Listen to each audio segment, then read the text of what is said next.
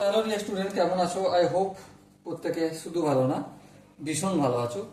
স্ক্রিনের উপর একটা প্রশ্ন দেখা যাচ্ছে, তাই না? প্রশ্নটা কি বলেছে দেখো, দুটি বৃত্ত এন সংখ্যক বিন্দুতে পরস্পরকে ছেদ করে, দুটি বৃত্ত পরস্পরকে এন সংখ্যক বিন্দুতে ছেদ করে, তাহলে নিম্নলিখিত কোন বিবৃতি সত্যি?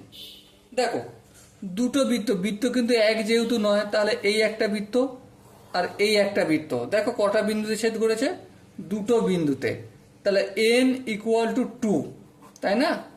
দেখো এখানে যে চারটে অপশন আছে তার মধ্যে একমাত্র ডি অপশনটা দেখো কি আছে, দেখো n-3 ইকুয়াল টু -1, এটাই তো রয়েছে। হ্যাঁ, তাহলে n ইকুয়াল টু কি, -3টা সমান অপোজিট দিকে গেলে +3 হলো, -1 যেমন থাকলো থাকলো। 3 থেকে যদি 1 বিয়োগ করি তাহলে কি 2 হয়ে গেল। দেখো এটার সঙ্গে ম্যাচ করে গেছে। সো কোন অপশনটা ঠিক? Obviously option D is the right answer.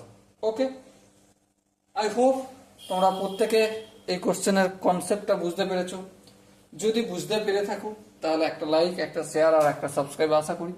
আর যদি বুঝতে না পেরে থাকো তাহলে কমেন্টে অবশ্যই জানাও।